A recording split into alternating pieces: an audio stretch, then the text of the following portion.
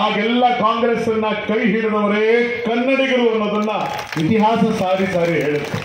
ನಿಮ್ಗೆ ಉದಾಹರಣೆ ಬೇಕಾದ್ರೆ ಹೇಳ್ತೀನಿ. ಇದೇ ಮೊದಲಲ್ಲ ದೇಶದಲ್ಲಿ ಕಾಂಗ್ರೆಸ್ ಈ ಪ್ರಮಾಣದ ಈ ಹಿಂದೆ ಒಂದು ದೌರ್ಬಲ್ಯವನ್ನ ಸೋಲನ್ನ ಕಂಡಿದ್ದು. ಶ್ರೀಮತಿ ಇಂದಿರಾ ಗಾಂಧಿ ಅವರ ಕಾಲದಲ್ಲಿ ಕೂಡ ಕಾಂಗ್ರೆಸ್ ಅವತ್ತು ಸೋಲನ್ನ ಅನುಭವಿಸಿತ್ತು. ಇಡೀ ದೇಶದಲ್ಲಿ ನೀವು ಎಲ್ಲಿಂತರೂ ನಾವು ಸೋಲಿಸ್ತೀವಿ ಅಂತ ವಿರೋಧಿಗಳು ಅವರಿಗೆ ಸವಾಲೊಡ್ಡಿದ್ರು. ಆದ್ರೆ ಆ ದಿವಸ ಶ್ರೀಮತಿ ಇಂದಿರಾ ಗಾಂಧಿ ಅವರನ್ನ ಕರ್ಕೊಂಡು ಬಂದು ಇದೇ ಚಿಕ್ಕಮಗಳೂರು ಕ್ಷೇತ್ರದ ಜನತೆ ಚುನಾವಣೆಗೆ ನಿಲ್ಲಿಸಿ ಅವತ್ತು ಗೆಲ್ಲಿಸಿದ್ರು. ಇಡೀ ದೇಶದಲ್ಲಿ ಮತ್ತೆ ಕಾಂಗ್ರೆಸ್ಸಿನ ಬಾವುಟ ಮುಗಿಲೆತ್ತರಕ್ಕೆ ಹಾರೋಕೆ ಶುರು ಮಾಡಿತು. ಮತ್ತೆ ಇಡೀ ದೇಶದೊಳಗಡೆ ಕಾಂಗ್ರೆಸ್ ಸಂಕಷ್ಟಕ್ಕೆ ಸಿಲುಕೊಳ್ತು. ರಾಜೀವ್ ಗಾಂಧಿ ಅವರ ಹತ್ಯೆ ಆಯಿತು. ಇನ್ನ ಕಾಂಗ್ರೆಸ್ ಉಳಿಯೋದಿಲ್ಲ ಅನ್ನುವಂತ ಮಾತುಗಳು ಕೇಳಬರೋಕೆ ಶುರುವಾಯಿತು. ಅವತ್ತು ಶ್ರೀಮತಿ ಸೋನಿಯಾ ಗಾಂಧಿ ಅವರನ್ನ ಕರ್ಕೊಂಡು ಬಂದು ದೇಶದಲ್ಲಿ ಎಲ್ಲೇ ನಿಲ್ಲಿಸಿ ನಾವು ಸೋಲಿಸ್ತೀವಿ ಅಂತ ವಿರೋಧ ಪಕ್ಷಗಳು ಸವಾಲಾಗ್ತಿತ್ತು. ಆ ದಿವಸ ಇಡೀ ದೇಶದಲ್ಲಿ ಆಶ್ಚರ್ಯಕರವಾಗಿ ಕರ್ನಾಟಕ ಅವತ್ತು ಕಾಂಗ್ರೆಸ್ಸಿನ ಕೈ ಹಿಡಿತು. ಅದಾದ್ಮೇಲೆ ಮತ್ತೆ 10 ವರ್ಷಗಳ ಕಾಲ UPA ಸರ್ಕಾರವನ್ನ ಮನಮೋಹನ್ ಸಿಂಗ್ ಅವರ ನೇತೃತ್ವದಲ್ಲಿ ಕಾಂಗ್ರೆಸ್ ಮಾಡಿದ್ದನ್ನ ಈ ದೇಶ ಕಂಡಿದೆ. ಮತ್ತೆ ನಿಮ್ಗೆ ಆಶ್ಚರ್ಯ ಹೇಳ್ತೇನೆ, ಇಡೀ ದೇಶದಲ್ಲಿ ಕಾಂಗ್ರೆಸ್ ಅನ್ನ ಮುಗಿಸ್ಬಿಡ್ತೀವಿ, ಕಾಂಗ್ರೆಸ್ ಮುಕ್ತ ಭಾರತ ಮಾಡ್ತೀವಿ ಅಂತೇನು ಭಾಷಣ ಮಾಡ್ತಾ ಇದ್ರು. ಹೀಗೆ ಮಾತಾಡ್ತಾ ಇರಬೇಕಾದ್ರೇನೆ ಕರ್ನಾಟಕ ರಾಜ್ಯದಲ್ಲಿ 135 ಸ್ಥಾನಗಳನ್ನು ಗೆಲ್ಲಿಸೋದ್ರ ಮೂಲಕ ಮತ್ತೆ ನಾವು ಇಡೀ ದೇಶದೊಳಗಡೆ ಒಂದು ಹೊಸ ಇತಿಹಾಸವನ್ನು ಬರೆಯೋದಕ್ಕೆ ಕರ್ನಾಟಕ ಜನ ಸಜ್ಜಾಗಿ ನಿಂತಿದ್ದೇವೆ. ಮಿತ್ರರೇ, ಕರ್ನಾಟಕದ ಜನ ಸಜ್ಜಾಗಿ ನಿಂತಿದ್ದೀವಿ. ಇವತ್ತು ಹೋದ ಕಡೆಗಳಲ್ಲಿ ನಾನು ನೋಡ್ತಾ ಆಶ್ಚರ್ಯ ಆಗ್ತಾ ಇದೆ ನನಗೆ. ಈ ಹಿಂದೆ ಎಂದೂ ಕೂಡ ಈ ಪ್ರಮಾಣದಲ್ಲಿ ಹಳ್ಳಿಗಳಲ್ಲಿ ಅಥವಾ ಪೇಟೆಗಳಲ್ಲಿ ಜನ ಕಾಂಗ್ರೆಸ್ಸಿನ ಸಭೆಗಳಲ್ಲಿ ಸೇರೋದಕ್ಕಿಂತಲೂ ಹೆಚ್ಚಿನ ಸಂಖ್ಯೆಯಲ್ಲಿ ಇತ್ತೀಚೆಗೆ ಜನ ಸೇರ್ತಾ ಇದ್ದಾರೆ. ನನಗೆ ಆಶ್ಚರ್ಯ ಏನು ಅಂದ್ರೆ, ನನಗೆ ನಿಮ್ಮೂರಿನ ಗಂಡು ಮಕ್ಕಳ ಬಗ್ಗೆ ಬಹಳ ಖುಷಿ ಆಗ್ತಾ ಇದೆ, ತುಂಬಾ ಖುಷಿ ಆಗ್ತಾ ಇದೆ. ಯಾಕೆ ಅಂದ್ರೆ ಬಹುಶಃ ಅತಿ ಹೆಚ್ಚು ಜನ ಹೆಣ್ಣು ಮಕ್ಕಳ ಸಭೆಗೆ ಬಂದಿದ್ದಾರೆ. ಹೆಣ್ಣು ಮಕ್ಕಳಿಗೆಲ್ಲ ಕುರ್ಚಿಲ್ ಕೂರಿಸಿ ಈ ಊರಿನ ಎಲ್ಲ ಗಂಡು ಮಕ್ಕಳು ನಿಂತು ಕಾಂಗ್ರೆಸ್ಸಿಗೆ ಬೆಂಬಲವನ್ನು ಕೊಡ್ತಾ ಇದ್ದಾರೆ. ಜಯಪ್ರಕಾಶ್ ಶೆಟ್ಟರ್ಗೆ ಬೆಂಬಲವನ್ನು ಕೊಡ್ತಾ ಇದ್ದಾರೆ. ಪ್ರೀತಿಯ ಬಂಧುಗಳೇ, ಜಯಪ್ರಕಾಶ್ ಶೆಟ್ಟರು ಹೆಗಡೆ ಅವರು, ಮಾನ್ಯ ಗೋಪಾಲ್ ಪೂಜಾರಿ ಅವರು ವೇದಿಕೆಗೆ ಬಂದಿದ್ದಾರೆ. ಜೋರಾದ ಚಪ್ಪಾಳೆಯೊಂದಿಗೆ ನೀವೆಲ್ಲರೂ ಅವ್ರನ್ನ ಸ್ವಾಗತಿಸ್ಕೋಬೇಕು ಅಂತ ವಿನಂತಿಸ್ಕೊಳ್ತಾ ಇದ್ದೀನಿ. ಗೋಪಾಲ್ ಪೂಜಾರಿ ಅವರು ವಿಧಾನಸಭೆಯಲ್ಲಿ ಕಳೆದ ಬಾರಿಯೇ ಮಂತ್ರಿಯಾಗಿ ಕೂತ್ಕೊಳ್ತಾ ಇದ್ರು. ಇಂಥ ಒಬ್ಬ ಸಜ್ಜನ ವ್ಯಕ್ತಿಗೆ ಅಂತ ಅವಕಾಶ ತಪ್ಪಿದಕ್ಕೋಸ್ಕರ ನನಗೂ ಕೂಡ ಬಹಳ ದುಃಖ ಇದೆ. ಅದರಲ್ಲಿ ಇವತ್ತು ಮುಗಿದು ಹೋದ ಕತೆ. ಆದ್ರೆ ನೀವೆಲ್ಲರೂ ಒಂದು ಅರ್ಥ ಮಾಡ್ಕೋಬೇಕು ಏನು ಅಂದ್ರೆ, ಅವತ್ತು ಮಾಡಿದ ತಪ್ಪನ್ನ ತಿದ್ದಿ ಸರಿಪಡಿಸ್ಕೊಳ್ಳೋದಕ್ಕೆ ಮತ್ತೊಂದು ಅವಕಾಶ ನಮ್ಮ ಕಣ್ಮುಂದೆ ಇದೆ. ಜಯಪ್ರಕಾಶ್ ಹೆಗಡೆ ಅವರ ಮೂಲಕ ನಾವು ಒಬ್ಬ ಅದ್ಭುತವಾದ ವ್ಯಕ್ತಿಯನ್ನು ಆಯ್ಕೆ ಮಾಡ್ಕೊಳ್ಳೋದಕ್ಕೆ ಅವಕಾಶ ಸಿಕ್ಕಿದೆ. ನಾನು ಯಾಕೆ ನಿಮಗೆ ಮಾತು ಹೇಳ್ತಾ ಇದ್ದೀನಿ ಅಂದ್ರೆ, ನಾನು ಹೇಳಿದೆ ಅತಿ ಹೆಚ್ಚು ಹೆಣ್ಣು ಮಕ್ಕಳು ಬಂದು ನಮ್ಮ ಸಭೆಗಳಲ್ಲಿ ಭಾಗವಹಿಸೋಕೆ ಶುರು ಮಾಡಿದ್ದಾರೆ ಅಂತ. ಅಮ್ಮ, ರಾಜಕೀಯ ಸಭೆಗಳಲ್ಲಿ ಸಾಮಾನ್ಯ ಗಂಡು ಮಕ್ಕಳೇ ಜಾಸ್ತಿ ಇರ್ತಾರೆ, ಹೆಣ್ಣು ಮಕ್ಕಳು ಬಂದು ಕೂತ್ಕೊಳ್ಳೋದು ಕಡಿಮೆ. ಆದ್ರೆ ಕಾಂಗ್ರೆಸ್ ಪಕ್ಷ ಇತ್ತೀಚೆಗೆ ಹೆಂಗಾಗಿದೆ ಅಂತಂದ್ರೆ ಹೆಣ್ಣು ಮಕ್ಕಳ ಪಾಲಿನ ಫೇವರಿಟ್ ಪಕ್ಷ ಆಗಿ ಬದಲಾಗಿದೆ ಕಾಂಗ್ರೆಸ್. ಯಾಕೆ ಬದಲಾಗಿದೆ ಅಂತಂದ್ರೆ, ಅವತ್ತು ಗ್ಯಾರಂಟಿಯ ಬಗ್ಗೆ ಕಾಂಗ್ರೆಸ್ ಘೋಷಣೆ ಮಾಡಿದ ದಿವಸ ಇದೇ ಜಾಗದಲ್ಲಿ ಒಬ್ಬ ಲೀಡರ್ ನಿಂತ್ಕೊಂಡು ಭಾಷಣ ಮಾಡಿದ್ರು. ಅವ್ರ ಭಾಷಣ ಏನು ಅಂದ್ರೆ, ಪುಸ್ತಕದಲ್ಲಿ ಮುಚ್ಚಿಟ್ಕೊಂಡು ದಿನಾ ಹಳೆ ತಿರುಗಾಡ್ತಾ ಇದ್ರಂತೆ. ಆ ನವೀನಗರಿ ಇವರು ಓದೆಲ್ಲ ಮುಗಿದ ಮೇಲೂ ಕೂಡ ಮರಿ ಹಾಕ್ಲೇ ಇಲ್ವಂತೆ. ಕೇಳಿದಿರಾ? ಇವೆಲ್ಲರೂ ಕೇಳಿದಿರಾ? ಅವ್ರು ಯಾಕೆ ಹೇಳಿದ್ರು ಅಂದ್ರೆ, ಕಾಂಗ್ರೆಸ್ನವರು ಕೊಡುವ ಈ ಗ್ಯಾರಂಟಿಯ ಭರವಸೆ ಇವರು ಸೀನಿಯರ್ ಹುಡುಗರು ಕೊಟ್ಟಿದ್ದ ನವೀನಗರಿ ಇದ್ದಂಗೆ ಇದು ಯಾವತ್ತೂ ಕೂಡ ಮರಿ ಹಾಕಲ್ಲ, ಗ್ಯಾರಂಟಿ ಜನರ ಕೈ ತಲುಪಲ್ಲ ಅಂತ ಅವ್ರು ಪ್ರಚಾರ ಮಾಡ್ಕೊಂಡು ಬರೋದಕ್ಕಾಗಿ ಈ ಕಥೆ ಹೇಳ್ತಾ ಇದ್ರು.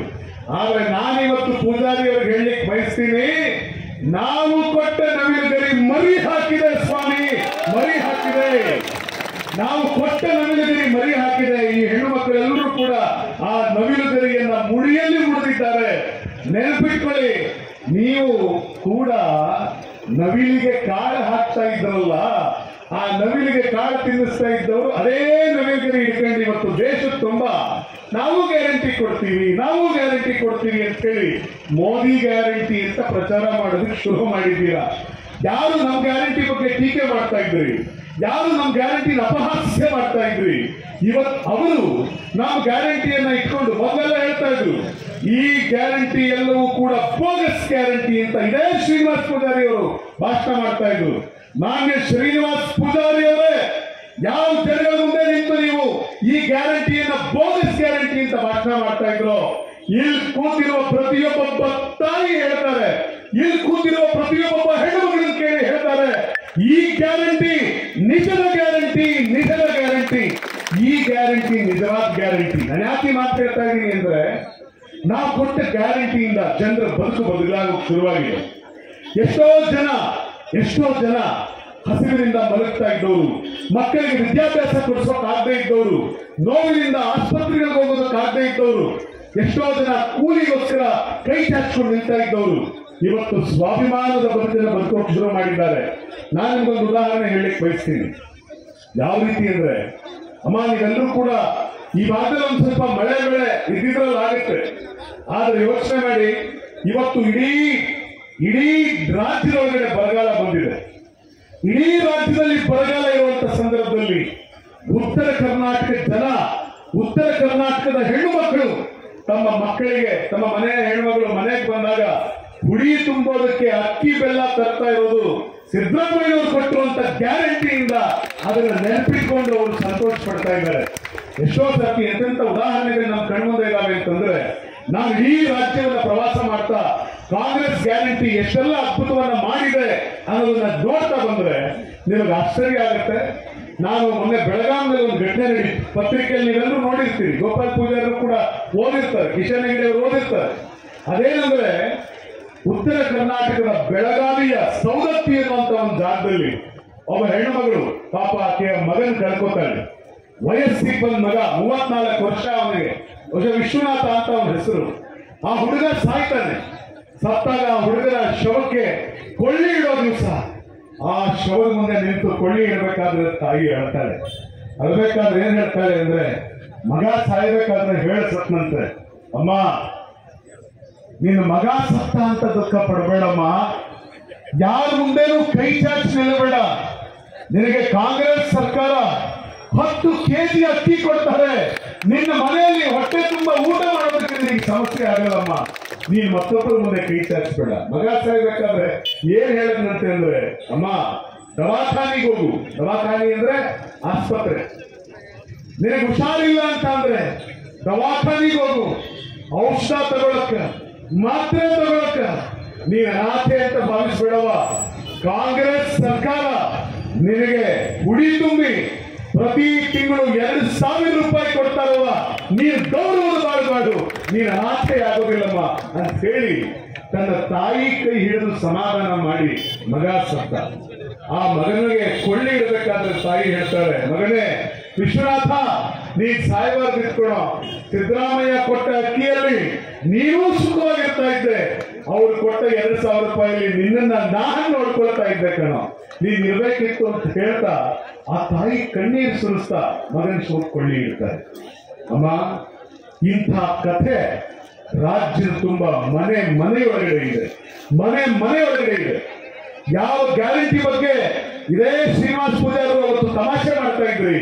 ಶ್ರೀನಿವಾಸ್ ಪೂಜಾರೇ, ಇಲ್ಲಿ ಕೂತಿರೋ ಪ್ರತಿ ಹೆಣ್ಣುಮಗಳನ್ನು ಕೇಳಿ, ನಿಮ್ಮ ಗ್ಯಾರಂಟಿಯಿಂದ ಲಾಭ ಆಯ್ತಾ ಇಲ್ವಾ ಅಂತ ಕೇಳಿದ್ರೆ ಪ್ರತಿ ತಾಯಿ ಕೂಡ ಹೇಳ್ತಾರೆ, ಇಲ್ಲ ಸರ್ ನಮಗೆ ಗ್ಯಾರಂಟಿ ಸಿಕ್ತು, ಗ್ಯಾರಂಟಿಯಿಂದ ಲಾಭ ಆಯ್ತು ಅನ್ನುವ ಕಥೆಗಳನ್ನ ಪ್ರತಿ ಹೆಣ್ಣು ಮಗಳು ಹೇಳ್ತಾರೆ. ಆದ್ರೆ ಇವತ್ತು ಶ್ರೀನಿವಾಸ್ ಪೂಜಾರರು ಅದನ್ನೆಲ್ಲವನ್ನೂ ಮರೆತು ಅವತ್ತು ಕತೆ ಹೇಳ್ತಾ ಇದ್ರು. ಏನು ಅಂತಂದ್ರೆ, ನವಿಲ್ಗರಿ ಅಂತ ಕತೆ ಹೇಳ್ತಾ ಇದ್ರು. ಆದ್ರೆ ನಮ್ಮ ನವಿಲ್ಗರಿಯನ್ನ ಕದ್ದು ದೇಶ ತುಂಬಾ ಅವರೇ ಹೇಳ್ತಾ ಇದ್ದಾರೆ ಅಂದ್ರೆ, ಇವಾಗ ಮೋದಿ ಗ್ಯಾರಂಟಿ ಅಂತ ಅಪಪ್ರಚಾರ ಮಾಡಕ್ ಶುರು ಮಾಡಿದ್ದಾರೆ. ಇವತ್ತು ಪ್ರೀತಿಯ ಬಂಧುಗಳೇ, ಇಡೀ ರಾಜ್ಯದ ಕನ್ನಡ ಒಂದು ಕಡೆ ಆದ್ರೆ ಕುಂದಾಪುರದ ಕನ್ನಡವೇ ಬೇರೆ. ನಿಮ್ಮ ಕನ್ನಡದ ಸೊಗಡನ್ನ ನಾವು ಅರ್ಥ ಮಾಡ್ಕೊಳ್ಳೋದೇ ಒಂದು ಅದ್ಭುತ, ಅದನ್ನು ಕೇಳೋದೇ ಒಂದು ಸೊಗಸು. ಆದ್ರೆ ಕುಂದಾಪುರದ ಜನ ಯಾಕೆ ಹೆಗಡೆ ಅವರ ಕೈ ಹಿಡಿಬೇಕು ಅಂತಂದ್ರೆ, ಇವತ್ತು ಕುಂದಾಪುರದ ಕನ್ನಡದ ಅಭಿವೃದ್ಧಿಗೋಸ್ಕರ ಅನುದಾನವನ್ನು ಬಿಡುಗಡೆ ಮಾಡೋದಕ್ಕೋಸ್ಕರ ಸರ್ಕಾರದ ಹಿಂದೆ ಬಿದ್ದು ಕುಂದಾಪುರದ ಕನ್ನಡದ ಅಭಿವೃದ್ಧಿಗಾಗಿ ಅನುದಾನ ಬಿಡುಗಡೆ ಮಾಡಿದ ಕೀರ್ತಿ ಯಾರಿಗಾದ್ರೂ ಇದ್ರೆ ಅದು ಸನ್ಮಾನ್ಯ ಹೆಗಡೆ ಅವರಿಗಿದೆ, ಅವ್ರು ಮಾಡಿದಂತ ಕೆಲಸ. ಹೀಗಾಗಿ ಕುಂದಾಪುರದ ಪ್ರತಿಯೊಬ್ಬ ಕನ್ನಡಿಗ ಹೆಗಡೆ ಅವ್ರ ಪರ ನಿಂತ್ಕೊಳ್ಬೇಕು. ಮಾತ್ರ ಅಲ್ಲ, ಇವತ್ತು ಅನೇಕ ಜನ ತುಳು ಭಾಷಿಕರಿದ್ದಾರೆ. ಯಾವ ರೀತಿ ಅವತ್ತು ಕುಂದಾಪುರದ ಕನ್ನಡಕ್ಕೆ ವಿಶೇಷವಾದ ಗೌರವ ಸಿಗಬೇಕು ಅಂತ ಹೋರಾಟ ಮಾಡಿದ್ರು ಹೆಗಡೆ ಅವರು, ಅದೇ ರೀತಿಯಲ್ಲಿ ಇವತ್ತು ತುಳು ಭಾಷೆಗೆ ವಿಶೇಷವಾದ ಸ್ಥಾನಮಾನ ಸಿಗಬೇಕು ಅಂತ ಹೇಳಿ ಅದನ್ನ ರಾಜ್ಯದ ಎರಡನೇ ಭಾಷೆ ಮಾಡಬೇಕು ಅನ್ನೋ ಹೋರಾಟದ ಹಿಂದೆ ಇರುವಂತ ಒಬ್ಬ ಅದ್ಭುತವಾದ ವ್ಯಕ್ತಿ ಯಾರು ಅಂದ್ರೆ ಅದು ಇದೇ ಜಯಪ್ರಕಾಶ್ ಹೆಗಡೆ ಅವರು. ಅದನ್ನ ನಾವು ತಲೆಯಲ್ಲಿ ಇಟ್ಕೊಳ್ಬೇಕಾಗ್ತದೆ. ನಾನು ನಿಮ್ಗೊಂದು ಕೇಳಲಿಕ್ಕೆ ಬಯಸ್ತೀನಿ. ಇದೇ ಕ್ಷೇತ್ರದಲ್ಲಿ ಹಿಂದೆ ಶೋಭಕ್ಕ ಅಂತ ಒಬ್ರು ಇದ್ರು. ಶೋಭಕ್ಕ, ಈ ಶೋಭಕ್ಕ ಲೋಕಸಭೆ ಸಂಸದೆಯಾಗಿ 2 ಸತಿ ಗೆದ್ರು. ಮಾತ್ರ ಅಲ್ಲ, ಕೇಂದ್ರ ಸಚಿವೆ ಆಗಿದ್ರು. ಅವ್ರು ಯಾವ ಮಿನಿಸ್ಟ್ರಿ ಇತ್ತು ಗೊತ್ತಾ ನಿಮ್ಗೆ? ನೋಡಿ, ಯಾರಿಗೂ ಗೊತ್ತೇ ಇಲ್ಲ. ನಿಮ್ಮ ಮಂತ್ರಿ, ನೀವು MP ಮಾಡಿ ಕಳಿಸಿದ್ದ ಶೋಭಾ ಕರಂದ್ಲಾಜೆ ಅವರು ಮಂತ್ರಿ ಆಗಿದ್ರು. ಅವರು ಯಾವ ಮಂತ್ರಿ ಆಗಿದ್ರು ಗೊತ್ತಾ ಅಂತ ಕೇಳಿದ್ರೆ, ಇಲ್ಲಿ ಸಮಾಚಾರ ನಿಂತಿದ್ದೀರಿ ಪೇಟೆ ಹೊರಗಡೆ, ಒಬ್ಬರಿಗೂ ಕೂಡ ಅವ್ರು ಯಾವ ಇಲಾಖೆ ಮಂತ್ರಿ ಆಗಿದ್ರು ಅಂತ ಗೊತ್ತಿಲ್ಲ. ಶೋಭಕ್ಕ, ಇಲ್ಲಿರುವ ಸಾವಿರಾರು ಜನ ಹೆಣ್ಣು ಮಕ್ಕಳಿಗೆ ನೀನ್ ಯಾವ ಪೋರ್ಟ್ಫೋಲಿಯೋ ಇಟ್ಕೊಂಡಿದ್ರಿ ಅಂತಲೇ ಗೊತ್ತಿಲ್ಲ. ಇಲ್ಲಿ ಸಾವಿರಾರು ಜನ ರೈತರು, ಕೃಷಿಕರಿದ್ದಾರೆ, ಅವ್ರಿಗೆ ನೀವು ಯಾವ ಪೋರ್ಟ್ಫೋಲಿಯೋ ಇಟ್ಕೊಂಡಿದ್ರಿ ಅಂತಲೇ ಗೊತ್ತಿಲ್ಲ. ನೀವು ಕೇಂದ್ರ ಸರ್ಕಾರದ ರಾಜ್ಯ ಕೃಷಿ ಸಚಿವ ಅಲ್ವಾ ಸರ್? ಹೌದಾ? ನನಗೂ ಡೌಟ್. ಯಾಕೆಂದ್ರೆ ಕರ್ನಾಟಕ ರಾಜ್ಯದಿಂದ ಕೇಂದ್ರ ಸರ್ಕಾರದ ರಾಜ್ಯ ಕೃಷಿ ಸಚಿವೆ. ಆದ್ರೆ ಕರ್ನಾಟಕದ ರೈತರಿಗೆ, ಕರ್ನಾಟಕದ ಕೃಷಿಕರಿಗೆ ಬಿಡ್ರಿ, ಉಡುಪಿ, ಚಿಕ್ಕಮಗಳೂರು, ಕುಂದಾಪುರದ ಕೃಷಿಕರಿಗೆ ನಾನಿಂಥದ್ದನ್ನು ಕೊಟ್ಟಿದ್ದೀನಿ ಅಂತ ಹೇಳ್ಕೊಳ್ಳುವಂತ ಒಂದೇ ಒಂದು ಕೆಲಸವನ್ನ ಅವ್ರ ಕೈ ಮಾಡಿ ತೋರ್ಸಕ್ಕಾಗಿಲ್ಲ, ಒಂದು ಗುರುತು ಬಿಡಕ್ಕಾಗಿಲ್ಲ. 10 ವರ್ಷ ಲೋಕಸಭೆ ಕಳಿಸಿದ್ದೀರಿ ನೀವು, 10 ವರ್ಷ ಲೋಕಸಭೆ ಕಳಿಸಿದ್ದೀರಿ. ಈ ಜಾಗದಲ್ಲಿ ಏನಾದ್ರೂ ಜಯಪ್ರಕಾಶ್ ಹೆಗಡೆ ಅವರು ಇದ್ದಿದ್ರೆ, ಜೀವ ಇರೋ ತನಕ ನಾನು ಹೇಳ್ತೀನಿ, ಇವತ್ತು ಇಡೀ ಕರ್ನಾಟಕ ರಾಜ್ಯದ ಅಡಿಕೆ ಬೆಳೆಗಾರರು, ಅಡಿಕೆ ಬೆಳೀತಾ ಇರುವಂತ ಅಡಿಕೆ ಬೆಳೆಗಾರರು ಮನೆಯಲ್ಲಿ ಯಾವ್ದಾದ್ರು ವ್ಯಕ್ತಿ ಫೋಟೋ ಇಟ್ಕೊಳ್ತಾರೆ ಅಂದ್ರೆ ಅದು ಇದೇ ಸನ್ಮಾನ್ಯ ಜಯಪ್ರಕಾಶ್ ಹೆಗಡೆ ಅವರ ಫೋಟೋನ ಮನೆಗಳಲ್ಲಿ ಇಟ್ಕೊಳ್ತಾರೆ. ಅವತ್ತು ಕೇವಲ 10,000 ರೂಪಾಯಿ ಅಡಿಕೆ ಇತ್ತು. ಕೇವಲ 10-15 ಸಾವಿರ ರೂಪಾಯಿ ಇದ್ದಂತ ಅಡಿಕೆ ಮುಂದೊಂದು ದಿವಸ 70-80 ಸಾವಿರದವರೆಗೆ ಅದರ ಧಾರಣೆ ಸಿಗಬೇಕು ಅಂತ ಹೋರಾಟ ಮಾಡಿದಂತ ಒಬ್ಬ ನಾಯಕ ಯಾರಾದ್ರೂ ಇದ್ರೆ ಅದು ಸನ್ಮಾನ್ಯ ಜಯಪ್ರಕಾಶ್ ಹೆಗಡೆ ಅವರು ಅನ್ನೋದನ್ನ ನಾವ್ಯಾರು ಕೂಡ ಮರಿಬಾರ್ದು.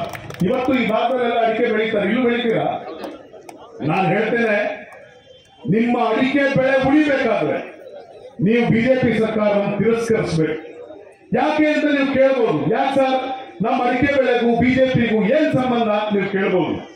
ನೋಡಿ, ಇಷ್ಟು ದಿವಸ ಈಗಲೂ ಕೂಡ ಕ್ವಿಂಟಾಲ್ಗೆ 55,000 ರೂಪಾಯಿವರೆಗೂ ಇದ್ದಂತ ಅಡಿಕೆ ಈಗಾಗಲೇ ಕ್ವಿಂಟಾಲ್ಗೆ 46,000, 45,000 ಕುಸಿದಿದೆ.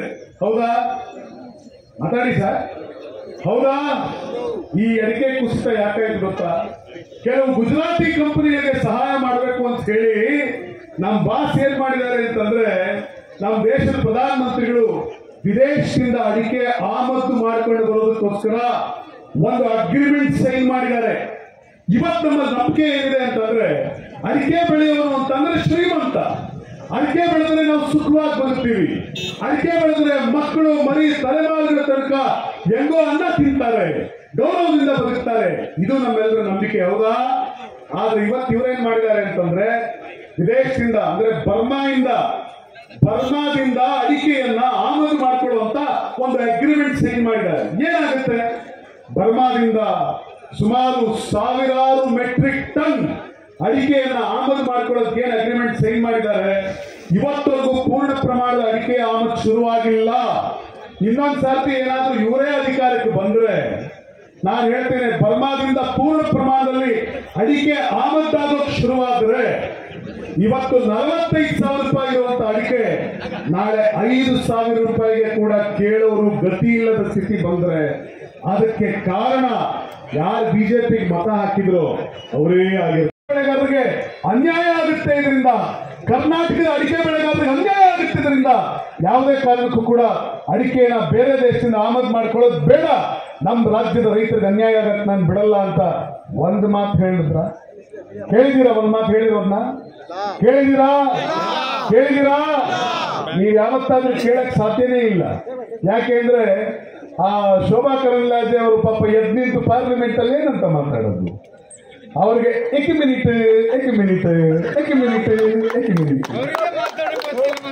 ಹಿಂದಿ भी नहीं आती है, English also she cannot speak. ಆ ಕಡೆ ಇಂಗ್ಲಿಷೂ ಬರ್ತಿರ್ಲಿಲ್ಲ, ಈ ಕಡೆ ಹಿಂದಿಯೂ ಬರ್ತಿರ್ಲಿಲ್ಲ. ಬರೀ ಡೈಲಾಗ್ ಹೊಡೆಯೋದ. ನಾವು ಕನ್ನಡ ಶಾಲೆಯಲ್ಲಿ ಕಲ್ತದ್ದು. ನೀವು ಕನ್ನಡ ಶಾಲೆಯಲ್ಲಿ ಕಲ್ತಿದ್ರೆ ಸಿರಿಗನ್ನಡ ಭಾಷೆಯಲ್ಲಿ ಕನ್ನಡದ ಹೆಮ್ಮೆಯನ್ನ ಉಳಿಸೋದಕ್ಕೋಸ್ಕರ ಕನ್ನಡ ಭಾಷೆಯಲ್ಲೇ ನೀವು ಕನ್ನಡಿಗರು ಅಡಿಕೆ ಬೆಳೆಗಾರರಿಗೆ ಅನ್ಯಾಯ ಆಗಬಾರ್ದು ಅಂತ ಮಾತನಾಡಬೇಕಾಗಿತ್ತು. ಮಾತಾಡ್ಲಿಲ್ಲ. ಕೇವಲ ನಾಟಕ ಆಡ್ಕೊಂಡು ಕಾಲ ಕಳೆದ್ರು. ಕೇವಲ 10 ವರ್ಷ ಸುಳ್ಳು ಹೇಳ್ಕೊಂಡು ಕಾಲ ಕಳೆದ್ರು. ಅವ್ರಿಗೆ ಗೊತ್ತಾಯ್ತು ಈ ಬಾರಿ ಜಯಪ್ರಕಾಶ್ ಹೆಗಡೆ ಬಂದಿದ್ದಾರೆ. ಜನ ಜಯಪ್ರಕಾಶ್ ಹೆಗಡೆ ಅಂತಂದ್ರೆ ಬಹಳ ಪ್ರೀತಿ ಮಾಡ್ತಾರೆ. ಜಯಪ್ರಕಾಶ್ ಹೆಗಡೆ ಮುಂದೆ ನನ್ನ ಆಟ ನಡೆಯಲ್ಲ ಅಂತ ಗೊತ್ತಾಗಿ ಉಡುಪಿ ಚಿಕ್ಕಮಗಳೂರು ಬಿಟ್ಟು ಬೆಂಗಳೂರು ಕಡೆಗೆ ಓಡ್ ಹೋಗಿದ್ದಾರೆ. ಬೆಂಗಳೂರು ಕಡೆಗೆ ಪಲಾಯನ ಮಾಡಿದ್ದಾರೆ. ನಾನ್ ನಿಮಗ್ ಕೇಳ್ತೀನಿ ಇವತ್ತು ಮತ್ತೆ ಅಂತದ್ದೇ ಇನ್ನೊಂದು ನಾಟಕ ಮಾಡ್ಕೊಂಡು ಬಂದಿದ್ದಾರೆ. ನೀವು ಯಾರಿಗೆ ಮತ ಹಾಕಬೇಕು ಅಂದ್ರೆ ನಿಮ್ಮ ಅಡಿಕೆ ಬೆಳೆಯನ್ನ ಕಾಯುವಂತ ಜಯಪ್ರಕಾಶ್ ಹೆಗಡೆ ಅವರಿಗೆ ಮತದಾನ ಮಾಡಿದರೆ ಅದು ನಿಮಗೆ ಸಿಗುವಂತ ಗೌರವ. ಇವತ್ತು ನಾರಾಯಣ ಗುರುಗಳ ಹೆಸರನ್ನು ಹೇಳ್ಕೊಂಡು ಬರ್ತಾರೆ. ನಾನು ಹೇಳ್ತೇನೆ, ನಾರಾಯಣ ಗುರು ಕೇವಲ ಅವ್ರು ಯಾವುದೋ ಒಂದು ಜಾತಿ ಒಂದು ಸಮುದಾಯಕ್ಕೆ ಸೇರಿದವರಲ್ಲ. ಇಡೀ ದೇಶದ ಆಸ್ತಿ ಶ್ರೀಮನ್ ನಾರಾಯಣ ಗುರು ಅವರು. ನಾನು ಯಾಕೆ ಮಾತು ಹೇಳ್ತಾ ಇದ್ದೀನಿ ಅಂದ್ರೆ, ನಾರಾಯಣ ಗುರು ಅವರು ಒಂದು ದೇವರು, ಒಂದೇ ಮತ, ನಾವೆಲ್ಲ ಮನುಷ್ಯರು ಒಂದು ಅಂತ ನಂಬಿಸ್ಕೊಂಡಿದ್ದವರು. ಹಿಂದೂ, ಮುಸ್ಲಿಮು, ಕ್ರೈಸ್ತ, ದಲಿತ, ಬಿಲ್ಲವ, ಮಗವೀರ, ಆ ಜಾತಿ ಈ ಜಾತಿ ಬಂಟ ಇರಲಿಲ್ಲ. ನಾವೆಲ್ಲ ಮನುಷ್ಯರು ಒಪ್ತಾಯಿ ಮಕ್ಕಳಂತೆ ಬದುಕಬೇಕು ಅನ್ನೋದು ನಾರಾಯಣ ಗುರುಗಳ ನಿಜವಾದ ಆದರ್ಶ ಆಗಿತ್ತು. ಆದ್ರೆ ಇವತ್ತು ಪೂಜಾರಿ ಅವರು ಕೇಳಿದ್ರೆ ಅವರು ಜಾತಿ ಧರ್ಮ ಮತ್ತೊಂದು ಇದನ್ನೇ ಹೇಳ್ಕೊಂಡು ಇಷ್ಟು ವರ್ಷ ರಾಜಕಾರಣ ಮಾಡಿದ್ದಾರೆ. ಆದ್ರೆ ಬಿಜೆಪಿ ಕೆಲವ ಕಾಲ ಹೆಗಡೆ ಅವರು ಕೂಡ ಇದ್ರು. ಆದ್ರೆ ಹೆಗಡೆ ಅವರು ಯಾವತ್ತೂ ಕೂಡ ಜಾತಿ ಧರ್ಮ ಅನ್ನೋದನ್ನ ಬಳಸದೆ ಸಭ್ಯರಂತೆ ಬದುಕಿದ್ದಂತ ಒಬ್ಬ ರಾಜಕಾರಣಿ ನಮ್ಮ ಕಣ್ಮುಂದೆ ಇದ್ರು ಶ್ರೀಮಾನ್ ಹೆಗಡೆ ಅವರು. ನಾನು ಯಾಕೆ ಮಾತು ಹೇಳ್ತಾ ಇದ್ದೀನಿ ಗೊತ್ತಾ? ಹಿಂದುಳಿದ ಜಾತಿ, ಹಿಂದುಳಿದ ವರ್ಗಗಳು ಹೆಗಡೆ ಅವರ ಋಣವನ್ನ ತೀರಿಸೋದಕ್ಕೆ ಸಾಧ್ಯ ಇಲ್ಲ. ಯಾವುದೇ ಹಿಂದುಳಿದ ವರ್ಗದವರು, ಯಾವುದೇ ತಳ ಸಮಾಜದವರು ಹೆಗಡೆ ಅವರು ಕೊಟ್ಟಿರುವಂತ ಕೊಡುಗೆಯನ್ನ ನಾವು ತೀರಿಸೋದಕ್ಕೆ ಸಾಧ್ಯ ಇಲ್ಲ. ಹೆಗಡೆ ಅವರು ಕುತ್ತಿಗೆ ಮೇಲೆ ಬಿಜೆಪಿ ಸರ್ಕಾರ ಕೂತ್ಕೊಂಡು ಯಾವುದೇ ಕಾರಣಕ್ಕೂ ಜಾತಿ ಜನಗಣತಿಯ ಬಗ್ಗೆ ಒಂದು ಅಭಿವೃದ್ಧಿ ಏನು ಅಧ್ಯಯನ ನಡೆದಿದೆ ಅದನ್ನ ಬಿಡುಗಡೆ ಮಾಡಬಾರದು ಅಂತ ಒತ್ತಡ ಹೇರಿದ್ರು. ಇಷ್ಟೆಲ್ಲದರ ನಡುವೆ, ಒತ್ತಡಗಳ ನಡುವೆ ಜಯಪ್ರಕಾಶ್ ಹೆಗಡೆ ಹೇಳ್ತಾರೆ, ನನಗೇನೂ ಆಗಬೇಕು ಅಂತಿಲ್ಲ, ತಳ ಸಮುದಾಯದವರಿಗೆ ಸಿಗಬೇಕಿರುವಂತ ನ್ಯಾಯ ಸಿಗಬೇಕು ಅನ್ನುವ ಏಕೈಕ ಕಾರಣಕ್ಕೋಸ್ಕರ ಅವರು ಶೋಷಿತ ಸಮುದಾಯಗಳ ಪರವಾದ ವರದಿಯನ್ನ ಜಾರಿಗೊಳಿಸಿದಂತ ಕೀರ್ತಿ ಯಾರಿಗಾದ್ರೂ ಇದ್ರೆ ಅದು ಸನ್ಮಾನ್ಯ ಜಯಪ್ರಕಾಶ್ ಹೆಗಡೆ ಅವರಿಗಿದೆ. ಇವತ್ತು ನಾನು ಹೇಳ್ತಾ ಇದ್ದೀನಿ, ಯಾವ ತರ ಪರಿಸ್ಥಿತಿ ಬಿಜೆಪಿ ನಿರ್ಮಾಣ ಆಗಿದೆ ಅಂತಂದ್ರೆ, ಬಿಜೆಪಿ ಕಾರ್ಯಕರ್ತರು ಮುಂಚೆ ಕೇಳ್ತಾ ಇದ್ರು 70 ವರ್ಷದಲ್ಲಿ ಕಾಂಗ್ರೆಸ್ ಏನ್ ಮಾಡಿದೆ, ಮೋದಿಜಿ ಕೇಳ್ತಾ ಇದ್ರು 70 ವರ್ಷದಲ್ಲಿ 70 ಸಾಲ್ ಸೆ ಕಾಂಗ್ರೆಸ್ ನೆ ಕ್ಯಾ ಕಿಯಾ ಮಿತ್ರೋ ಅಂತ ಕೇಳ್ತಾ ಇದ್ರು. ಆ ಹುಡುಗರಿಗೆ ಬಂದು ಕೇಳ್ದ, ಸರ್ 70 ವರ್ಷದಲ್ಲಿ ಕಾಂಗ್ರೆಸ್ ಏನ್ ಮಾಡಿದೆ? ನೀವೆಲ್ಲ ಈಗಿನ ಹುಡುಗರಿಗೆ ತಿದ್ದಿ ಬುದ್ಧಿ ಹೇಳಬೇಕು. ನೀವು ಹೇಳಬೇಕು, ಮಗ ಒಂದ್ ಸರ್ತಿ ನಿಮ್ಮ ಅಪ್ಪನ ಭುಜ, ಶರ್ಟಿನ ಭುಜ ತೆಗೆದು ನೋಡು, ಇಲ್ಲೊಂದು ಗುರುತಿರುತ್ತೆ, ಒಂದು ಲಸಿಕೆಯ ಗುರುತಿರುತ್ತೆ. ನಿಮ್ಮಪ್ಪ ಸಾಯೋ ತನಕ ಆ ಗುರುತು ನಿಮ್ಮ ಅಪ್ಪ ಮತ್ತು ಅಮ್ಮನ ಹೆಗಲಲ್ಲಿದೆ. ಅದರ ಕಾರಣಕ್ಕೋಸ್ಕರ ನೀನು ಆರೋಗ್ಯವಂತನಾಗಿ ಹುಟ್ಟಿದ್ಯಾ, ನಿನ್ನ ತಾಯಿ ತಂದೆ ಆರೋಗ್ಯವಂತರಾಗಿದ್ದಾರೆ. ಈ ಲಸಿಕೆ ಹಾಕಿದವರು ಕಾಂಗ್ರೆಸ್ನವರು. ಇವತ್ತು ಬಿಜೆಪಿಯವರು ಭಾಷಣ ಮಾಡ್ತಾ ಇದ್ದಾರೆ, ಮನೆ ಟಾಯ್ಲೆಟ್ ಕಟ್ಟಕ್ಕೆ ಮೋದಿಜಿನೇ ಬರಬೇಕಾಯ್ತು ಅಂತ, ಬಿಜೆಪಿಯವರೇ ಬರಬೇಕಾಯ್ತು ಅಂತ. ನಾನು ಅದಕ್ಕೆ ಹೇಳ್ತಾ ಇದ್ದೆ, ಸರ್ ನಾಳೆ ವೋಟ್ ಆಗುತ್ತಲ್ಲ ಚುನಾವಣೆ, ನೀವೆಲ್ಲ ವೋಟ್ ಹಾಕೋದು ಹೋಗೋದು ಎಲ್ಲಿ ಅಂದ್ರೆ ಯಾವುದೋ ಟಾಯ್ಲೆಟ್ ರೂಮಲ್ಲಿ ಅಲ್ಲ. ನೀವು ವೋಟ್ ಹಾಕೋದು ಎಲ್ಲಿ ಅಂತಂದ್ರೆ ಯಾವುದೋ ಸರ್ಕಾರಿ ಶಾಲೆಯಲ್ಲಿ. ಈ ದೇಶದ 7 ಲಕ್ಷ ಹಳ್ಳಿಗಳಲ್ಲಿ ಸರ್ಕಾರಿ ಶಾಲೆ ಕಟ್ಟೋರು ಯಾರು ಅಂದ್ರೆ ಇದೇ ಕಾಂಗ್ರೆಸ್ ಅನ್ನೋದನ್ನ ನಾವು ಮರೆಯೋದಕ್ಕೆ ಸಾಧ್ಯ ಇಲ್ಲ. ಇವತ್ತು ಉಡುಪಿ ಚಿಕ್ಕಮಗಳೂರು ಎಲ್ಲಿ ನೋಡಿದ್ರಲ್ಲಿ ಹೊಳೆ ತೊರೆಗಳು ಹರಿತಾ ಇದ್ದಂತ ಜಾಗ, ಇಲ್ಲೆಲ್ಲ ಕಡೆಗಳಲ್ಲಿ ತೊರೆಗಳಿಗೆ ಬ್ರಿಡ್ಜ್ ಕಟ್ಟಿದವರು ಯಾರು ಅಂತ ಅಂದ್ರೆ ಪ್ರತಿ ಬ್ರಿಡ್ಜ್ ಮೇಲೆ ಒಬ್ಬ ವ್ಯಕ್ತಿ ಹೆಸರಿದೆ. ಆ ವ್ಯಕ್ತಿಯ ಹೆಸರು ಯಾವುದು ಅಂತಂದ್ರೆ ಜಯಪ್ರಕಾಶ್ ಹೆಗಡೆ ಅವರ ಹೆಸರು. ಜಯಪ್ರಕಾಶ್ ಹೆಗಡೆ ಅವರನ್ನ ಉಡುಪಿ ಚಿಕ್ಕಮಗಳೂರು ಜಿಲ್ಲೆಯ ಬ್ರಿಡ್ಜ್ ಮ್ಯಾನ್ ಅಂತ ಕರೀತಾರೆ, ಸೇತುವೆಯ ಮನುಷ್ಯ ಅಂತ ಕರೀತಾರೆ. ಇವತ್ತು ಯಾವ ರೀತಿ ಅವರು ಎರಡು ಭೂಪ್ರದೇಶಕ್ಕೆ ಸೇತುವೆ ಕಟ್ತಾ ಬಂದ್ರು, ಅದೇ ತರ ಜಾತಿ ಜಾತಿಗಳ ನಡುವೆ, ಧರ್ಮಗಳ ನಡುವೆ ಪ್ರೀತಿಯ ಸೇತುವೆಯನ್ನು ಕಟ್ಟುವಂತ ಶಕ್ತಿ ಇರುವಂತ ನಿಜವಾದ ಬ್ರಿಡ್ಜ್ ಮ್ಯಾನ್ ಆಗಿ ಜಯಪ್ರಕಾಶ್ ಹೆಗಡೆ ಅವರು ಪಾರ್ಲಿಮೆಂಟ್ ಅಲ್ಲಿ ನಿಂತ್ಕೊಳ್ಬೇಕಂದ್ರಿ. ಪಾರ್ಲಿಮೆಂಟ್ ಅಲ್ಲಿ ನಿಂತ್ಕೊಳ್ಬೇಕು. ಇದಾಗಬೇಕು ಅಂದ್ರೆ ನೀವೆಲ್ಲರೂ ಕೂಡ ಜಯಪ್ರಕಾಶ್ ಹೆಗಡೆ ಅವರ ಪರವಾಗಿ ನಿಂತು ನಾವು ಕೆಲಸ ಮಾಡಬೇಕು. ಪ್ರೀತಿ ಯುವಕ ಮಿತ್ರರೇ, ಈ ದೇಶದಲ್ಲಿ ಇವತ್ತು ಆಗ್ತಾ ಇರುವಂತ ಅನ್ಯಾಯಗಳ ಬಗ್ಗೆ ನೀವು ಬೇರೆ ಯುವಕರಿಗೆ ತಿಳಿ ಹೇಳಬೇಕು.